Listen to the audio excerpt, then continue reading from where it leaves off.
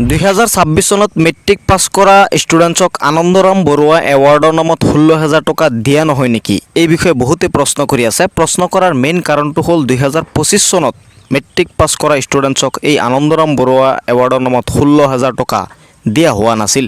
গতিকে বহুত ষ্টুডেণ্টছৰে কনফিউজন যে 2026 চনতো এই টকা নিদিয়ে নেকি? আজিৰ এই ভিডিঅ'টোত এই বিষয়ে তোমালোকৰ লগত কথা পাতিম। ভিডিঅ'টো শেষলৈকে চাই শ্বেয়াৰ কৰি দিবা। তো ষ্টুডেণ্টছ, প্ৰথমতে মই তোমালোকক জনাই দিব বিচাৰোঁ, এই আনন্দৰাম বৰুৱা এৱাৰ্ডটো বহুত বছৰৰ পৰাই অৰ্থাৎ 2005 চনৰ পৰাই এই এৱাৰ্ডটো মেট্ৰিকত পাছ কৰা ষ্টুডেণ্টছক দিয়া হৈছিল। কিন্তু হঠাৎ 2025 চনত এই আনন্দৰাম বৰুৱা এৱাৰ্ডটো দিয়া চৰকাৰে বন্ধ কৰি দিছে, অৰ্থাৎ দিয়া নাই। চৰকাৰে 2025 চনত দিয়া নাই।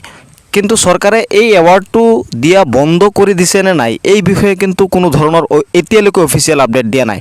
মই বহুত চাৰ্চ কৰি চাইছোঁ যে ক'ৰবাত হয়তো চৰকাৰে নটিচ দিছে নেকি। মই ক'তো নটিচ পোৱা নাই, অফিচিয়েলি ক'তো নটিচ পোৱা নাই যে এই আনন্দৰাম বৰুৱা এৱাৰ্ডটো চৰকাৰে বন্ধ কৰি দিছে। 2025 চনত চৰকাৰে এই বঁটাটো কিয় দিয়া নাই সেইটো চৰকাৰেহে ক'ব পাৰিব। কিন্তু 2026 চনত, মোৰ মতে 2026 চনত তোমালোকে এই বঁটাটো পাব লাগে। আৰু মনত ৰাখিবা, যদি 2026 চনত এই বঁটাটো দিয়া হয় তেনেহ'লে 2025 চনৰ ষ্টুডেণ্টছকো একেলগে এই বঁটাটো দিব।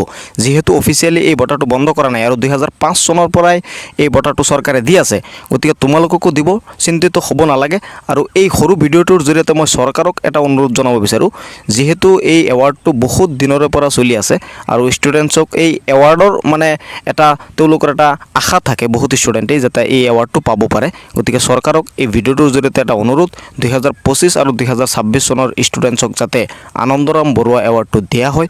আগতে আনন্দৰাম বৰুৱা এৱাৰ্ডৰ নামত লেপটপ দিছিল, কিন্তু প্ৰিভিয়াছ কেইবছৰমান ধৰি টকা দিয়া হৈ আছে। 2025 চনত টকাটো দিয়া নাই আৰু 2026 চনত এতিয়ালৈকে কোনো ধৰণৰ অফিচিয়েল আপডেট অহা নাই। গতিকে মই চৰকাৰক এটা অনুৰোধ জনাইছোঁ, এই এৱাৰ্ডটো আপোনালোকে কণ্টিনিউ কৰক, ছাত্ৰ ছাত্ৰীসকলক এই আনন্দৰাম বৰুৱা এৱাৰ্ডটো প্ৰভাইড কৰক। চৰকাৰে যিহেতু অফিচিয়েলি বন্ধ কৰা নাই, তোমালোকে চিন্তিত হ'ব নালাগে।